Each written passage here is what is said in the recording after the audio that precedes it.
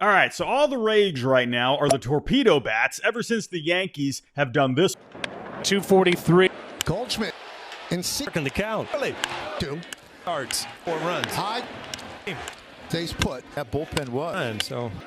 So in case you didn't know, the torpedo bat is a different version of a bat where the barrel has essentially been moved lower close to the hands for some players like Anthony Volpe, Jazz Chisholm, and Cody Bellinger on the Yankees, along with Adley Rutschman on the Orioles, and Dansby Swanson and Nico Hoerner on the Cubs. This has helped them because they've had trouble getting the barrel on the ball in the past with how their swings are. Basically, when looking at the data, having the barrel lower for them in particular has helped them make better contact because it fits their swing better. Now, this isn't going to work for everyone, and it really just comes down to if it fits a player's swing and their preference, of course. So it got me to thinking, since it seems to be helping these guys like Volpe, Chisholm, Bellinger, Rutschman, Hoerner, Swanson, who are some other players that could benefit from this? So before I get to the players, let me tell you how I came up with my list. I decided to look at a few stats. First up, barrel percentage, of course. If it's low, well, yeah, that needs to go up. More barrels means better quality of contact. I also looked at their bat speed. If that's lower on average, then getting some more barrels can help make up the difference. I also looked at their squared up rate, which basically means the amount they're catching up to pitches based off of the pitch speed and the exit velocity. So for example, if a player had a bat speed of 75.6 miles per hour on a pitch that was 98.8 miles per hour,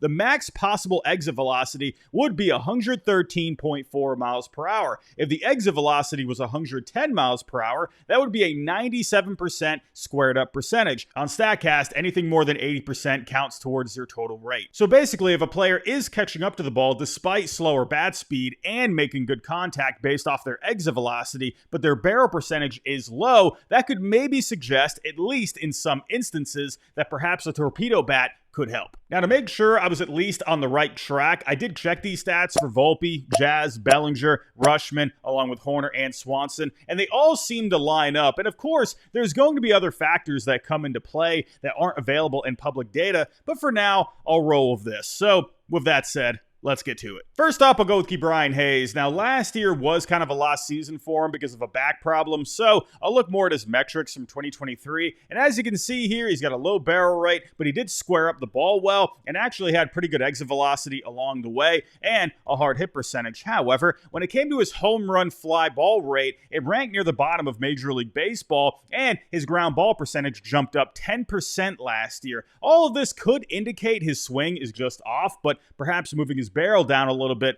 could help too. Up next, I got Maikel Garcia. Now, with Garcia, you're going to get a lot of speed and good defense, but I think a little bit more pop could take him to the next level. As you can see here, he squares up the ball very well, and he's got pretty solid plate discipline for the most part. Could maybe be a bit less aggressive and walk more, but he definitely could use some more barrels. He was only in the 10th percentile last year. He also lacks bat speed, as you can see, so he could be a prime candidate for this bat. Now, I'm not going to say it's going to turn him into a 30 home run kind of a guy, but maybe it could give him a little bit of a bump there, and maybe his 27 doubles last year could get a bit of a bump too. Moving on here, I would absolutely love to see what Masataka Yoshida could do with this bat. Now, for a while, I've said Yoshida is basically a light-hitting DH because he is a good hitter with good plate discipline, but there's not a lot of power there. Now, as you can see from last year, a very low barrel rate, but he did square up the ball well, and the same thing happened in 2023 when he had a 783 OPS. Now, he is going to have to stay healthy, of course, but perhaps this bat could take him to the next level. How about Patrick Bailey? When I see Bailey, he's got a bit of a thicker build, kind of like Adley Rutschman, but I wonder why he only hit 8 home runs last year while Adley had 19. Now, I know he's playing at Oracle Park a lot, but still, I would think he would have a few more home runs than 8. I'm just saying. Now, he could probably use a bit better plate discipline. He does have a middle-of-the-road whiff percentage, strikeout percentage. The walks are pretty good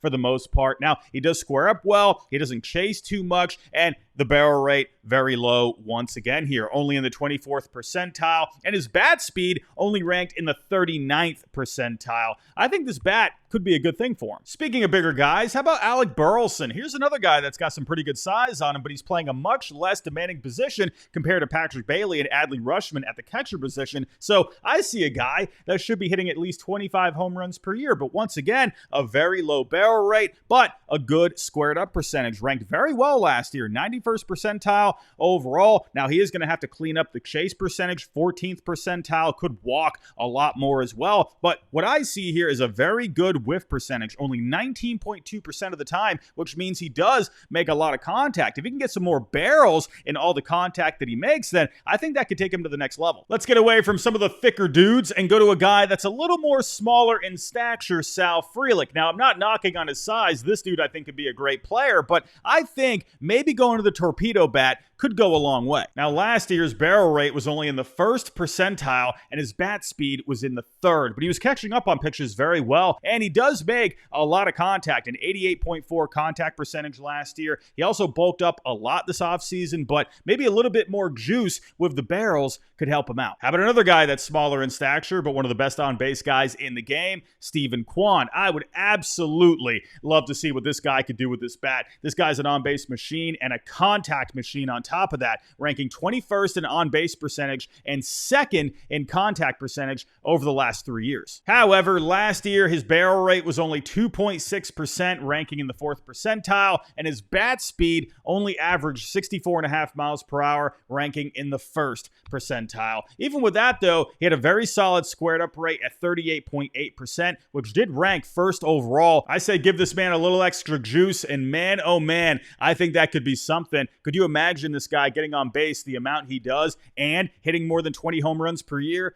That'd be pretty nasty. Howdy, everyone. Real quick, just want to let you know that we are partnered with Underdog Fantasy right now, and if you use my code HYDE, you can get up to $1,000 in bonus credits on your deposit when you sign up. That's a pretty good deal. Now, for my picks today, I'm going to go with Shohei Ohtani getting a homer, who does not need the torpedo bat, since the Braves got their 5th starter, Grant Holmes, even though I do love the mullet and the mustache. I'll also go with Juan Soto getting a homer against the Marlins because, well, it is the Marlins, and since we just talked about Steven Kwan, I'll go with him getting a hit off Kyle Hart, and I'll even go with Luis Arraez getting a couple hits against Luis Ortiz and the Guardians as well. Now again, use the promo code HYDE at sign up and you get up to $1,000 in bonus credits. Now, with that said, let's get back to the video. Now there's a lot of current Yankees using the torpedo bat, but how about a former Yankee in Gleyber Torres? He's playing his home games in Detroit now, and with that spacious park, I think he could use a little extra juice, especially since the barrel percentage didn't rank well last year. His bat speed was pretty low. Now, he does square up pretty well for the most part, and his plate discipline is pretty solid. Now, if you go back to 2023 when he had 25 home runs, his barrel rate and his bat speed were still pretty middle of the road.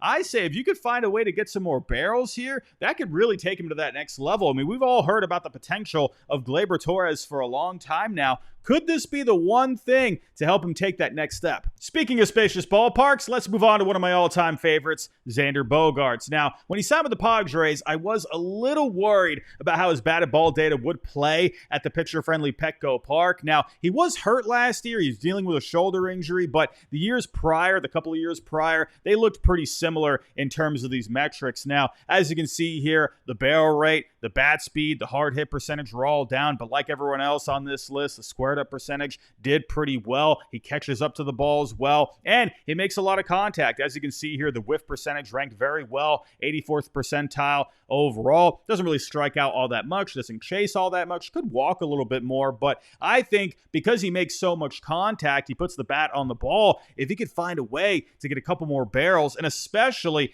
at a park like Petco Park, I think this bat could do wonders for him, especially as he gets deeper into his 30s. And last but not least, I got to go with Trey Turner. Now, he is expected to bat leadoff more this year because he gets on base pretty well and he has a lot of speed, but I'll be honest, I think some of his metrics suggest he's probably better off there anyway. His batted ball profile really dipped last year. Now, he didn't really square up all that much, so he is going to have to make an adjustment with his timing there, but I think he could use a boost in the batted ball department. Now, barrel percentage only ranked in the 40th percentile. Hard hit percentage was middle of the road. Bat speed was only in the 45th percentile. I think he could benefit a lot with this bat. We all know Trey Turner has been one of the best players in the game for a long time now. He's got that pop, he's got that speed, and I think if he can find a way to get those barrels up a little bit more, that would be huge production at the top of the Phillies lineup. But everyone, those are my picks. I know there's probably a lot of other guys here. And again, I know,